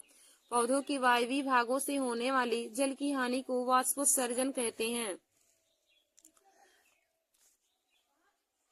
फिर हमारा अगला क्वेश्चन है कि हीमोग्लोबिन कहाँ पाया जाता है, इसका मुख्य कार्य बताइए। तो देखिए दोस्तों, हीमोग्लोबिन लाल रुधिराणुओं में पाया जाता है। यह O2 का परिवहन करता है, यानी कि ऑक्सीजन का परिवहन करता है। फिर हमारा अगला क्वेश्चन है कि मानव शरीर की सबसे बड़ी ग्रंथि का नाम लिखिए। तो देखिए दोस्तों, मानव शरीर की सबसे बड़ी ग्रंथि यकृत ग्रंथि है। मानव शरीर की सबसे बड़ी ग्रंथि का नाम यकृत ग्रंथि है। धन्यवाद दोस्तों। ऐसे ही हमारे वीडियो को देखने के लिए आप सभी लोग हमारे YouTube channel Nancy success classes को सब्सक्राइब कर लीजिए और अपने दोस्तों में शेयर करना ना भूलिए। देखिए दोस्तों, हम अपने यूट्यूब चैनल पर क्लास 10 और क्लास 12 के बोर्ड एग्जाम की परीक्षा की तैयारी कराते हैं। तो दोस्तों, आप सभी लोग बोर्ड एग्जाम की परीक्षा की तैयारी के लिए हमारे चैनल को सब्सक्राइब कर लीजिए, ताकि जब हम वीडियो डालें तो नोटिफिकेशन आपके पास भी पहुंच जाए। देखिए दोस्तों, और कंपटीशन की परीक्षाओं की भी तैयारी हम अपने यूट्यूब चैनल पर कराते हैं, जैसे एसएससी जीडी हुआ, सीजीएल, यूपीपी, आरआरबी, एनटीपीसी और सभी कंपटीशन की परीक्षाओं के लिए जीके है, मैथ है, हिंदी है, रीजनिंग की भी हम वीडियो डालते हैं। तो दोस्तों, आप लोग हमारे चैनल को जरूर सब्सक्राइब कर लीजिए। धन्यवाद दोस्तों।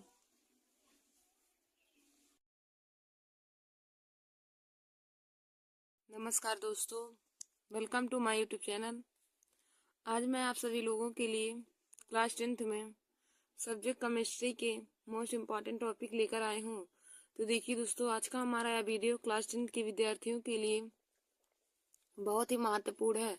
तो आज का हमारा टॉपिक है कि क्या होता है जब। देखिए दोस्तों, हमेशा बोर्ड एग्जाम की परीक्षा में 5 नंबर के पूछे जाते हैं।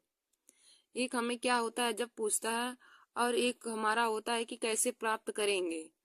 तो हम आज आप सभी लोगों को बताएंगे कि क्या होता है जब इसकी क्रिया इसके साथ कराई जाती है। जब किसी की क्रिया किसी भी के साथ कराई जाएंगी तो क्या होता है जब, वही हम आप लोगों को आज बताएंगे। तो देखिए दोस्तों, क्या होता है जब टॉपिक से हर बार ही बोर्ड एग्जाम की परीक्षा में 5 नंबर के क्वेश्चन पूछे जाते हैं।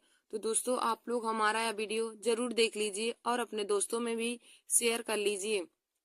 देखिए दोस्तों, जो स्टूडेंट 2025 में बोर्ड एग्जाम की परीक्षा देने वाले हैं, उन लोगों के लिए यह वीडियो बहुत ही महत्वपूर्ण है। तो दोस्तों, हमारा पहला क्वेश्चन है, जैसे यहाँ पे दिया है, कैल्शियम एसीटेट को गर्म किया जाता है। क्या होता है जब कैल्शियम एसीटेट को गर्म किया जाता है। देखिए दोस्तों, हमारा पहला क्वेश्चन है कि क्या होता है जब कैल्शियम एसीटेट को गर्म किया जाता है, यानी कि कैल्शियम एसीटेट को गर्म करते हैं तो क्या बनता है या फिर क्या होता है।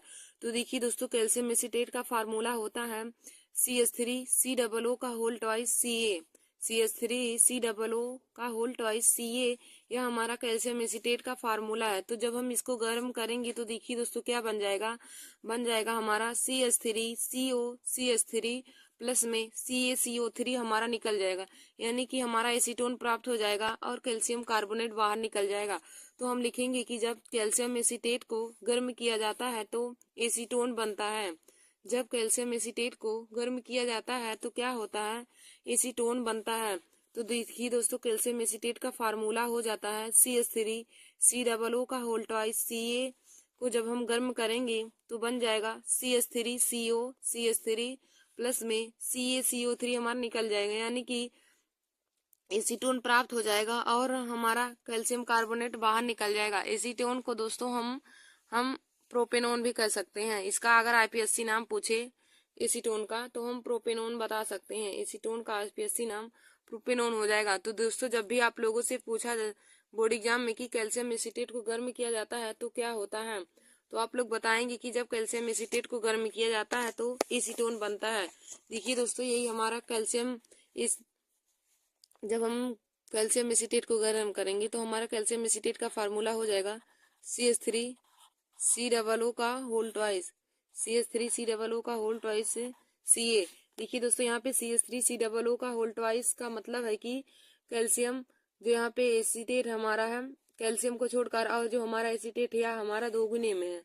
तो कैल्शियम एसीटेट को जब हम गर्म करेंगे तो क्या हमारा प्राप्त हो जाएगा। इसको जब हम गर्म करेंगे तो देखिए दोस्तों, तो यहाँ से देखिए हम इसको लिख सकते हैं CH3COO हमारा CH3COO, ऐसे 2 बार है। मतलब जो यहाँ CH3COO का होल ट्वाइस है यह हमारा दोगुने में है, यानी कि CH3COO। तो देखिए दोस्तों, हमारा क्या बन जाएगा, एसीटोन बन जाएगा। यहाँ से CH3 देखिए CH3 हमारा एक साथ हो जाएगा, तो हमारा बन जाएगा एसीटोन CH3COCH3। तो हमारा यहाँ पे क्या बचा है, देखिए दोस्तों यहाँ पे हमारा बचा यहाँ पे C है और यहाँ CO3 हो जाएगा। हमारा एसीटोन बन गया। अब प्लस में हमारा बचा क्या है, CaCO3, तो यहाँ पे हम लिख देंगे प्लस में CaCO3। अब देखिए दोस्तों ये हमारा एसीटोन का फार्मूला है, तो इसके नीचे हम लिख देंगे एसीटोन। देखिए दोस्तों समीकरण बनाते समय आप लोग को जिनका फार्मूला पता हो और उसका नाम भी आप लोग नीचे लिख दीजिएगा। तो यहाँ हमारा एसीटोन है और यहाँ हमारा कैल्शियम कार्बोनेट का फार्मूला है। तो हम जब कैल्शियम एसीटेट को गर्म करेंगे तो क्या होगा, कैल्शियम एसीटेट को जब हम गर्म करेंगे तो एसीटोन बनेगा। देखिए दोस्तों हमारा ये पहला क्वेश्चन था कि क्या होता है जब कैल्शियम एसीटेट को गर्म किया जाता है। तो हमने आप लोग को बताया कि जब कैल्शियम एसीटेट को गर्म करेंगे तो एसीटोन प्राप्त हो जाएगा। तो कैल्शियम एसीटेट का फार्मूला हो जाएगा CH3 COO का होल ट्वाइस CH3 COO का होल ट्वाइस इंटू Ca। इसी को जब हम गर्म करेंगे तो देखिए दोस्तों बन जाएगा एसीटोन CH3CO CH3 और प्लस में हमारा कैल्शियम कार्बोनेट बन जाएगा, प्लस में हो जाएगा CaCO3। तो हमारा एसीटोन बन जाएगा और प्लस में कैल्शियम कार्बोनेट भी प्राप्त होगा। तो यह हमारा एसीटोन का फार्मूला है, आप लोग इसे जरूर तैयार कर लीजिए CH3CO CH3।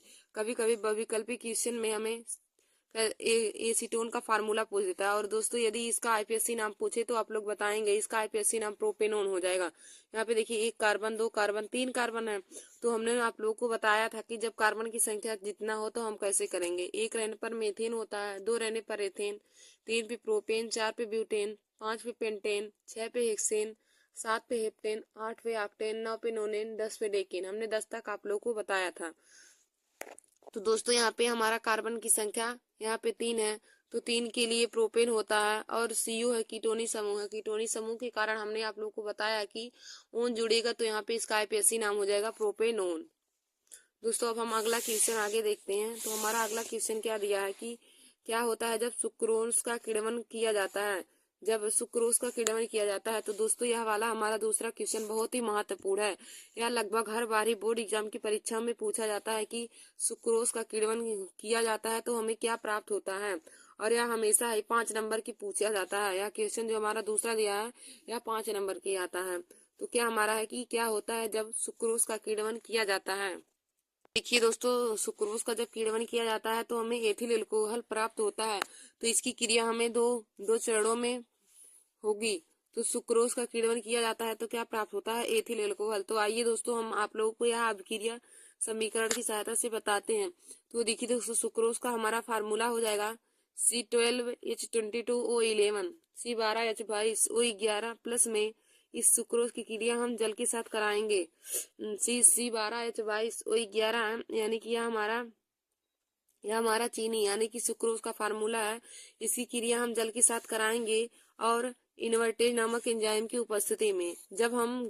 जब देखिए दोस्तों जब चीनी की क्रिया यानी कि जब हम सुक्रोज की क्रिया जल के साथ इन्वर्टेज नामक एंजाइम की उपस्थिति में कराएंगे तो हमारा क्या बनेगा, तो हमारा प्राप्त होगा देखिए दोस्तों ग्लूकोज बनेगा और हमारा फ्रैक्टोज बन जाएगा C6H12O6 प्लस में C6H12O6।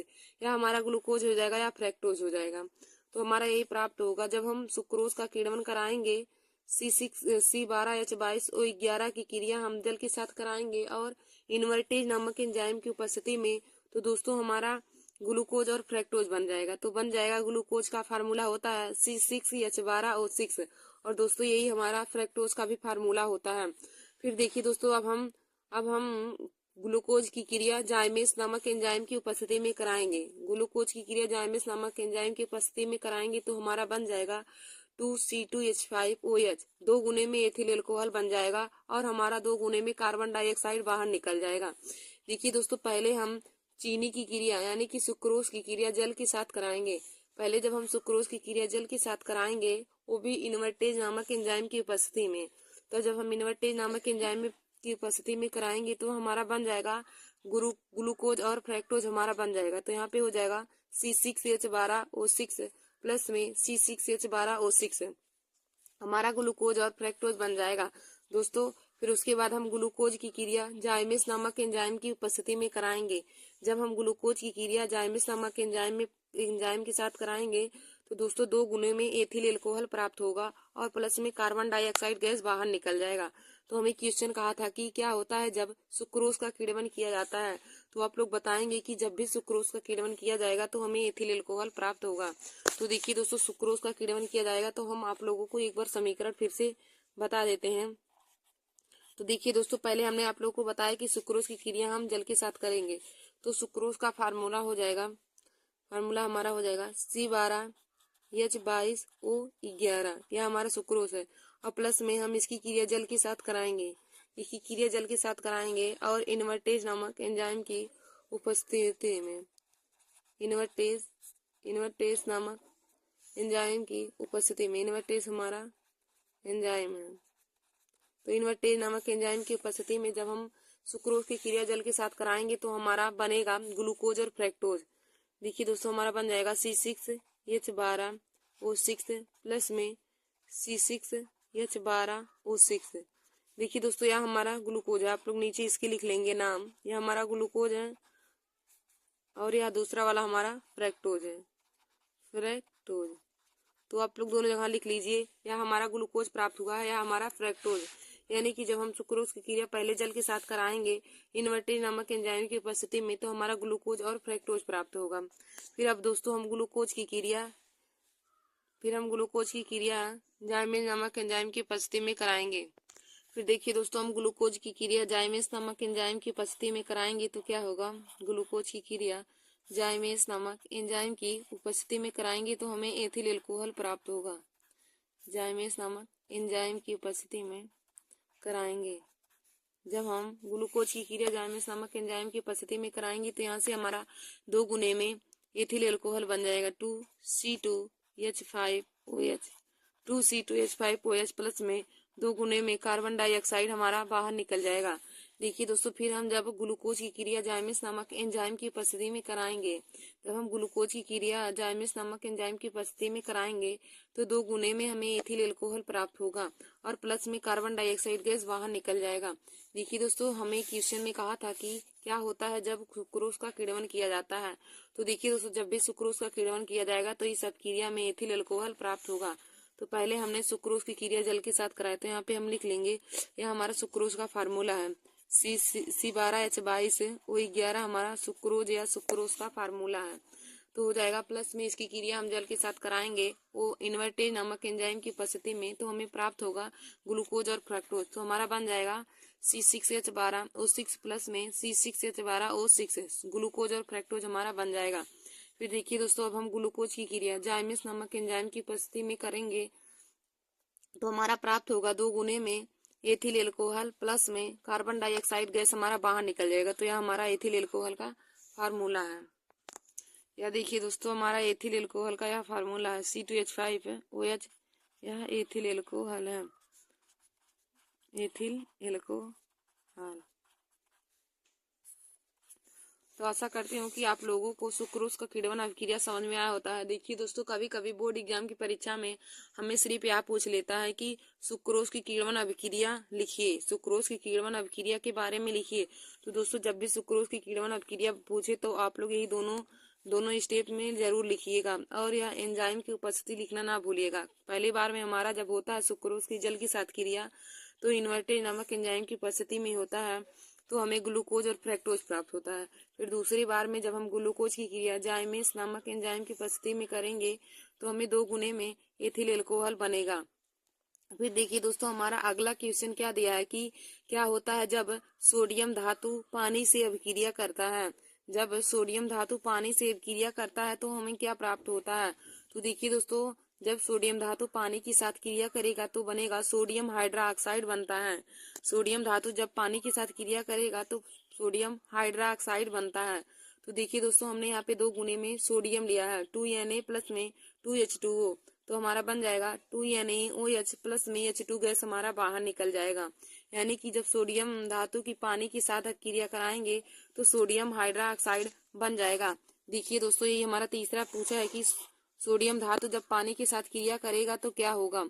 तो हमने यहाँ पे 2 गुने में सोडियम लिया है 2Na और इसकी क्रिया हमने जल के साथ कराया यानी कि पानी के साथ। तो 2Na हो जाएगा प्लस में 2H2O 2Na प्लस में 2H2O। अब देखिए दोस्तों, इसी की क्रिया हमें करनी है तो हमें क्या प्राप्त हो जाएगा 2NaOH। 2 गुने में सोडियम हाइड्रोक्साइड प्राप्त हो जाएगा और प्लस में हमारा H2 गैस बाहर निकल जाएगा। 2NaOH हो जाएगा, प्लस में H2 गैस हमारा बाहर निकल जाएगा, तो हमारा बन जाएगा सोडियम हाइड्रोक्साइड बन जाएगा। जब भी पूछे कि क्या होगा जब सोडियम धातु जल के साथ क्रिया करेगा या सोडियम धातु की पानी के साथ क्रिया कराएंगे तो क्या होगा, तो दोस्तों आप लोग बताएंगे कि सोडियम हाइड्रोक्साइड बनता है। तो हमने यहाँ पे रिएक्शन क्या लिया है, 2Na प्लस में 2H2O, 2Na प्लस में 2H2O। तो देखिए दोस्तों, जब 2Na 2H2O के साथ क्रिया करेगा तो हमारा बन जाएगा 2NaOH प्लस में H2 गैस हमारा बाहर निकल जाएगा। तो यह अभिक्रिया हमारा संपूर्ण हुआ, यही हमारे क्वेश्चन में पूछा था। फिर देखिए दोस्तों, हमारा अगला क्वेश्चन क्या दिया है कि क्या होता है जब मीथेन को नाइट्रिक अम्ल के साथ 400 डिग्री सेंटीग्रेड पर क्रिया करता है। मीथेन को नाइट्रिक अम्ल के साथ 400 डिग्री पर क्रिया करता है तो क्या बनता है। तो हमारा अगला क्वेश्चन कहा है कि क्या होता है जब मीथेन को नाइट्रिक अम्ल के साथ 400 डिग्री सेंटीग्रेड पर क्रिया कराई जाती है। तो देखिए दोस्तों, जब मीथेन की क्रिया नाइट्रिक अम्ल के साथ कराएंगे 400 डिग्री सेंटीग्रेड पर तो हमें नाइट्रोमेथेन बनता है, नाइट्रोमेथेन बनेगा। देखिए दोस्तों, यही हमारा है, मीथेन गैस जब नाइट्रिक अम्ल के साथ क्रिया करेगा 400 डिग्री सेंटीग्रेड पर तो हो जाएगा मीथेन गैस का हमारा फार्मूला हो जाएगा CH4 और प्लस में नाइट्रिक अम्ल हो जाएगा। तो नाइट्रिक अम्ल का फार्मूला होता है HNO3। अब दोस्तों यही हमारा 400 डिग्री सेंटीग्रेड पर यही क्रिया करेगा तो हमारा क्या बन जाएगा, तो हमारा बना है नाइट्रोमेथेन बन जाएगा। तो हो जाएगा हमारा यहाँ से CH3NO2 प्लस में हमारा H2O बाहर निकल जाएगा।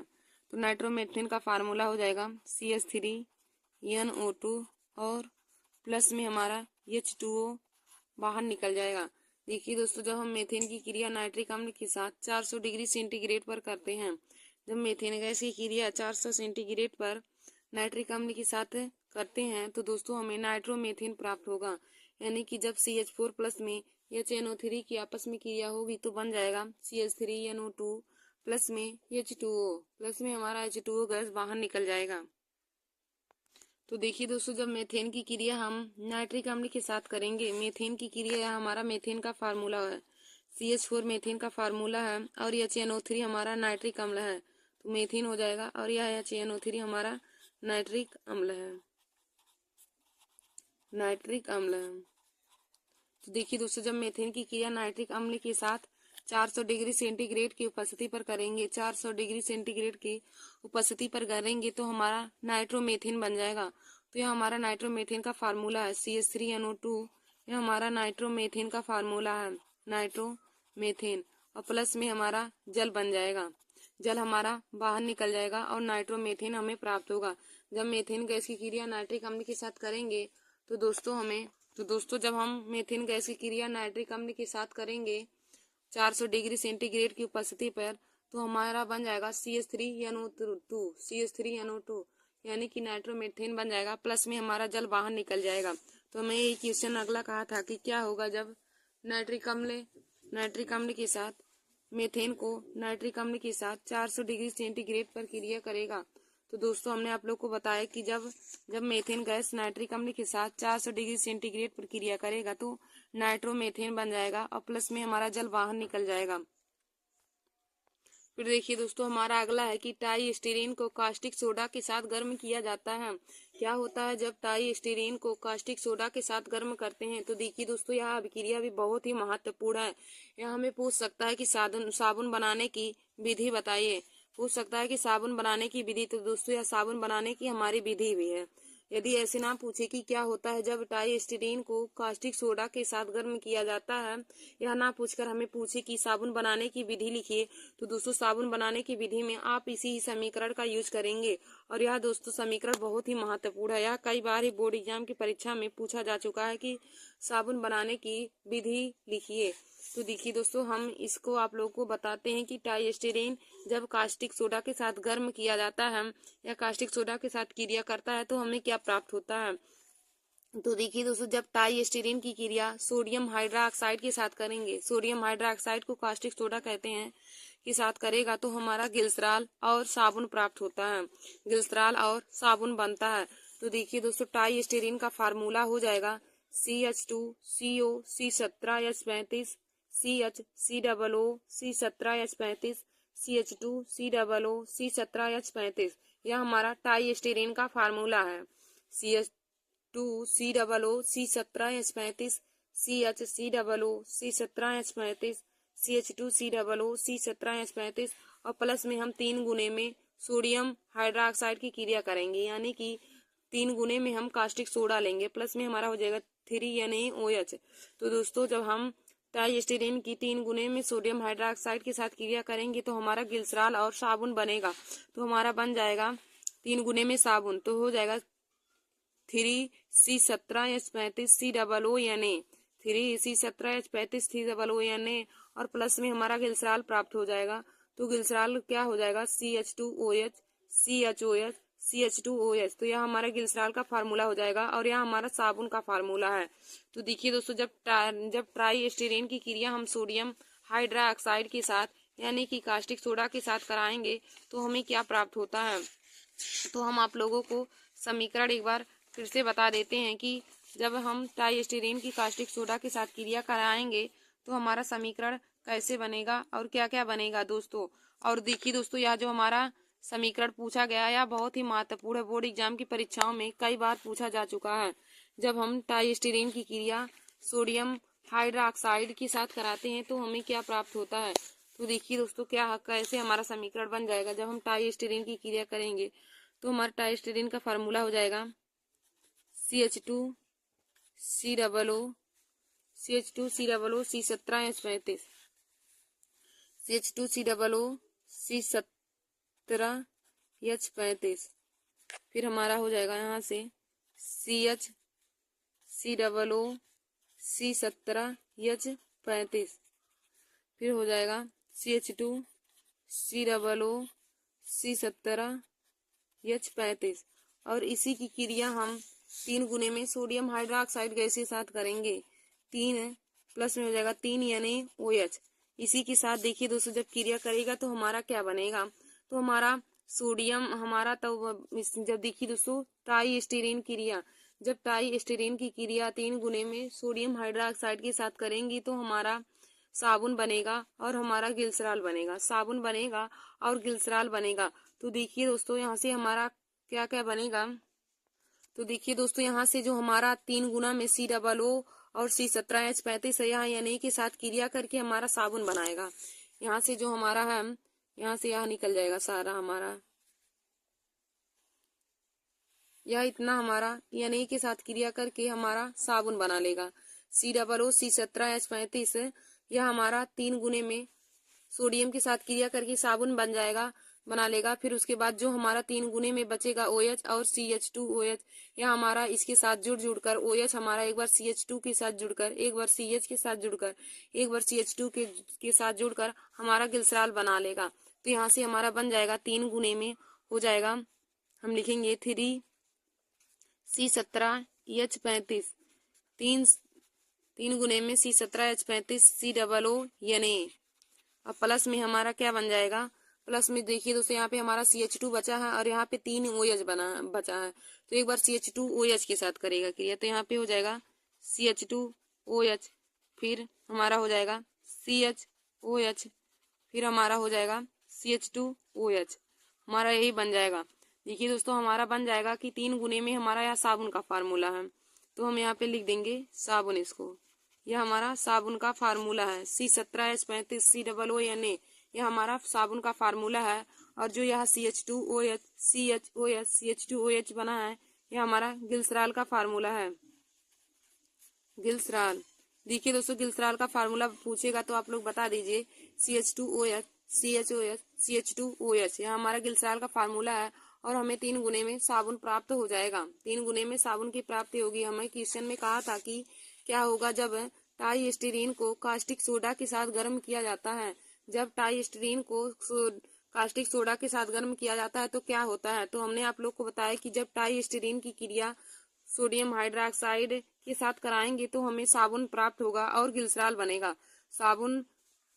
साबुन और ग्लिसरॉल बनेगा। तो देखिए दोस्तों ट्राइस्टीरीन का फार्मूला हो जाएगा CH2COO C17H35 CH COO C17H35 CH2COO C17H35। यह हमारा साबुन का फार्मूला, यह हमारा टाई का फार्मूला हो जाएगा।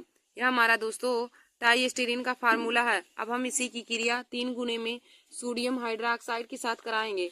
तो देखिए दोस्तों, जब हम टाई की क्रिया सोडियम हाइड्रोक्साइड के साथ कराएंगे तो हमारा यहाँ से देखिए दोस्तों, जो हमारा 3 गुने में COO C17H35 है, यह सोडियम के साथ 3 गुने में सोडियम के साथ क्रिया करके हमारा साबुन बना लेगा। तो हमारा क्या बन जाएगा, 3C17H35COONA। यह हमारा 3 गुने में हाइड्रोजन सोडियम के साथ क्रिया करके साबुन बना लेगा। तो हमारा बन जाएगा 3C17H35COONA। यहाँ साबुन बन जाएगा। और देखिए दोस्तों, जो यहाँ पे हमारा 3 OH बचा है, यहाँ पे 3 OH बचा है, तो वह एक बार CH2 के साथ लग जाएगा, एक बार CH के साथ लग जाएगा, एक बार फिर CH के साथ CH2 के साथ लग जाएगा। तो हमारा बन जाएगा प्लस में CH2OH CHOH CH2OH। तो यह हमारा गिल्सराल का फार्मूला है। देखिए दोस्तों, साबुन का फार्मूला हो जाएगा C17H35COONA और हमारा गिल्सराल का फार्मूला हो जाएगा CH2OH CHOH CH2OH। तो देखिए दोस्तों, यह हमारा अब क्रिया जाके पूरा हुआ है। तो दोस्तों, यदि आपको यह क्वेश्चन ऐसे ना पूछे कि हमें यह ना पूछे कि टाई क्या होता है जब टाई को कास्टिक सोडा के साथ गर्म किया जाता है, यह ना पूछकर हमें पूछे कि साबुन बनाने की विधि लिखिए, तब भी आप इसी समीकरण को लिखेंगे। जब हमें पूछे कि साबुन बनाने की विधि लिखिए, तब भी दोस्तों आप इसी समीकरण को लिखेंगे। और देखिए दोस्तों, हम इसमें लिख लेंगे कि यह हमारा किसका फार्मूला है। तो CH2COO C17H35 CH COO C17H35 CH2COO C17H35।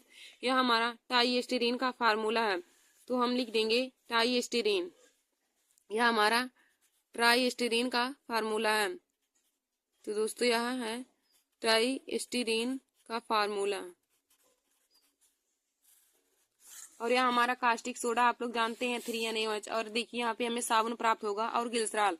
तो दोस्तों, यह अभिक्रिया जो है यह बहुत ही महत्वपूर्ण है बोर्ड एग्जाम की परीक्षा के लिए।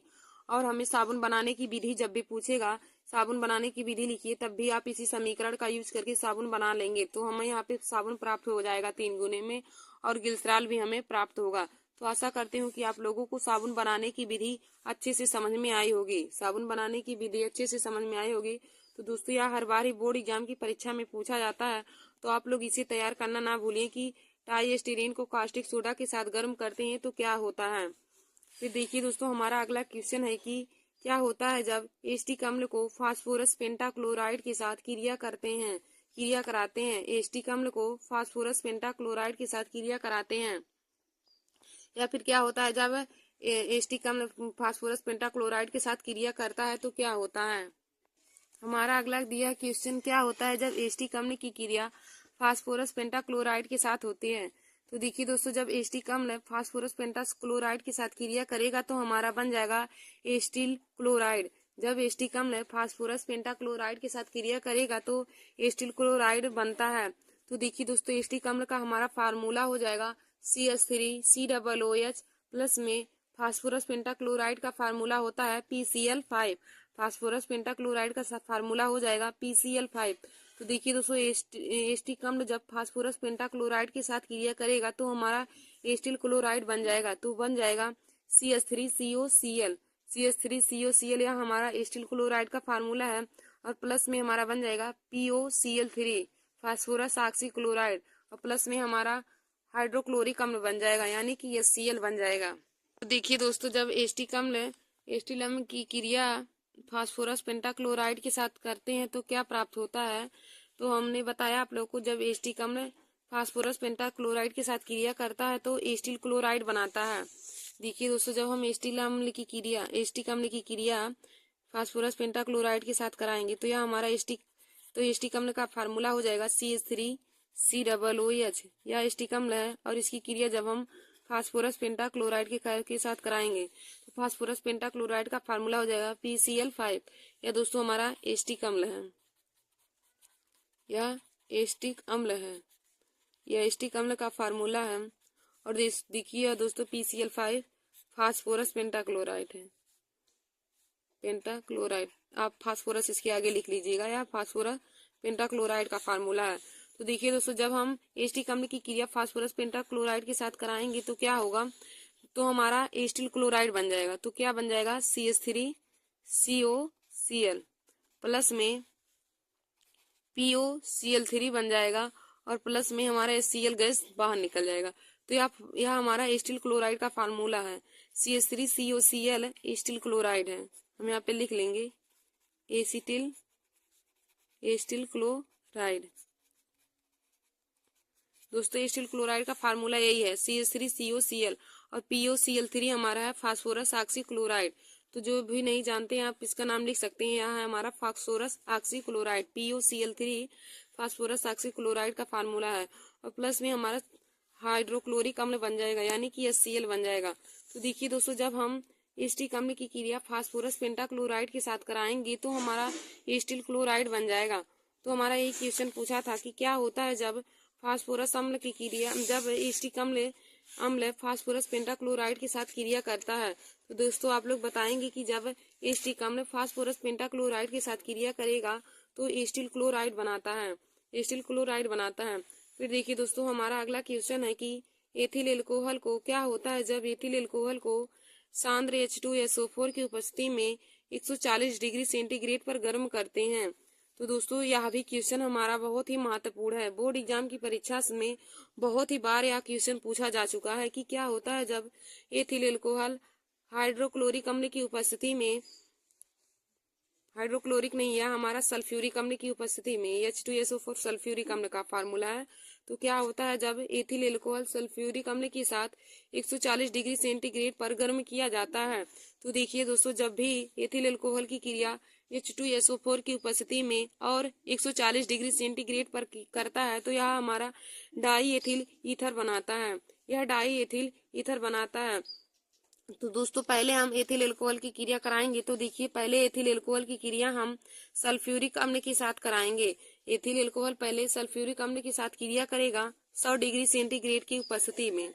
पहले एथिल एल्कोहल की क्रिया सल्फ्यूरिक अम्ल के साथ 100 डिग्री सेंटीग्रेड की उपस्थिति में कराएंगे। तो दोस्तों क्या हो जाएगा, यहाँ से हमारा बन जाएगा एथिल हाइड्रोजन सल्फेट। यहाँ से C2H5 यहाँ से HSO4 के साथ क्रिया करके C2H5 इंटू HSO4 बना लेगा, यानी कि एथिल हाइड्रोजन सल्फेट बना लेगा, और प्लस में हमारा जल बन जाएगा।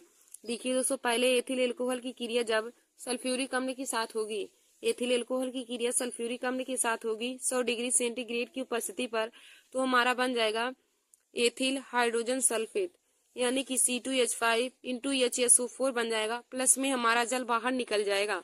फिर देखिए दोस्तों, फिर हम जब एथिल हाइड्रोजन सल्फेट की क्रिया फिर एथिल एल्कोहल के साथ 140 डिग्री सेंटीग्रेड पर करेंगे तो हमारा बन जाएगा डाई एथिल ईथर। तो यहाँ से बन जाएगा C2H5O C2H5 प्लस में हमारा H2SO4 बाहर निकल जाएगा। फिर से देखिए दोस्तों, जब एथिल हाइड्रोजन सल्फेट की क्रिया C2H5OH के साथ करेंगे तो हमारा बन जाएगा C2H5O C2H5, यानी कि डाई एथिल ईथर बन जाएगा, और प्लस में हमारा H2SO4 बाहर निकल जाएगा, सल्फ्यूरिक अम्ल हमारा बाहर निकल जाएगा।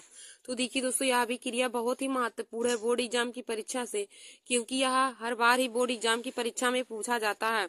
तो देखिए दोस्तों, एक हमने आप लोगों को बताया कि साबुन बनाने की विधि, और एक क्या होता है कि जब एथिल एल्कोहल की क्रिया H2SO4 के साथ 140 डिग्री सेंटीग्रेड पर गर्म करते हैं तो क्या होता है।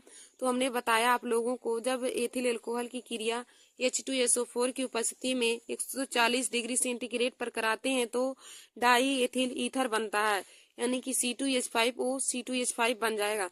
तो दोस्तों एक यह क्रिया बहुत ही महत्वपूर्ण है बोर्ड एग्जाम की परीक्षा के लिए। एक जो साबुन निर्माण की विधि, साबुन बनाने की विधि, या फिर पूछेगा कि क्या होता है कि जब ट्राई की कास्टिक सोडा के साथ क्रिया कराते हैं, जब ट्राई की कास्टिक सोडा के साथ क्रिया कराते हैं तो क्या होता है। तो दोस्तों जब ट्राई की क्रिया कास्टिक सोडा के साथ कराते हैं तो हमें साबुन प्राप्त होता है और ग्लिसरॉल बनता है। तो साबुन और ग्लिसरॉल बनता है। तो दोस्तों यह भी क्रिया बहुत ही महत्वपूर्ण है। यह ऐसे ना पूछिए, यदि पूछे कि साबुन बनाने की विधि बताइए तब भी आप इसी समीकरण को लिखेंगे। तो दोस्तों यह भी हमारा बोर्ड एग्जाम की परीक्षा में बहुत बार ही पूछा जा चुका है। और हमारा एक यह बहुत महत्वपूर्ण है कि सुक्रोज का किण्वन अवक्रिया, सुक्रोज का किण्वन अवक्रिया, यह भी दोस्तों बहुत बार बोर्ड एग्जाम की परीक्षा में पूछा जा चुका है। तो आप इन तीनों को जरूर अपने कॉपी में नोट करके इन्हें बहुत अच्छे से तरीके से तैयार कर लीजिएगा। इन समीकरण को दोस्तों 4 से 5 बार आप लोग अपने कॉपी में लिखेंगे तो आप लोग को एकदम रट उठेगा। तो तीनों आप समीकरण को बहुत अच्छे तरीके से जरूर लिख लीजिएगा। और दोस्तों यह सब भी बहुत ही महत्वपूर्ण है, लेकिन यह तीनों जो है यह बहुत ही इम्पोर्टेंट है, क्योंकि यह हर बार ही बोर्ड एग्जाम की परीक्षा में पूछा जाता है। एक सुक्रोज का किण्वन अभिक्रिया, दूसरा हमारा साबुन निर्माण की विधि, और तीसरा जब हम एथिल एल्कोहल की क्रिया H2SO4 के साथ 140 डिग्री सेंटीग्रेड पर गर्म करते हैं तो हमारा क्या प्राप्त होता है। तो दोस्तों इस क्रिया में डाई एथिल ईथर प्राप्त होता है। तो बहुत ही महत्वपूर्ण यह तीनों है, आप लोग इसे अपनी कॉपी में नोट कर लीजिएगा। धन्यवाद दोस्तों। ऐसे ही हमारे वीडियो को देखने के लिए और क्लास 10 की और महत्वपूर्ण वीडियो को पाने के लिए आप सभी लोग हमारे YouTube channel Nancy success classes को सब्सक्राइब कर लीजिए और अपने दोस्तों में शेयर करना ना भूलें। दोस्तों आप लोगों का एग्जाम बहुत ही नज़दीक है, तो आप लोग अब तैयारी में ज़रूर जुट जाइए, क्योंकि फरवरी महीना लग गया। तो अब फरवरी में 24 फरवरी से आप लोगों का पेपर है। तो देखिए दोस्तों 24 फरवरी को पहला पेपर आप लोगों का हिंदी का है। तो हमने हिंदी में भी क्लास 10 के लिए बहुत ही महत्वपूर्ण जीवन परिचय लिखवाया है। तुलसीदास का लिखवाया है, सूरदास का, रामचंद्र शुक्ल का, जयशंकर प्रसाद का, जो जिन लोगों का बहुत ही महत्वपूर्ण होता है और बोर्ड एग्जाम की परीक्षा में पूछा जाता है। तो आप लोग हमारे उस वीडियो को जरूर देख लीजिए। हमारे चैनल पे जाकर वीडियो को सर्च करके आप लोग लिख लीजिएगा, क्योंकि हमने वहाँ पे आप लोग को बताया कि बोर्ड एग्जाम की परीक्षा में हेडिंग वाइज कैसे जीवन परिचय लिखा जाता है। धन्यवाद दोस्तों।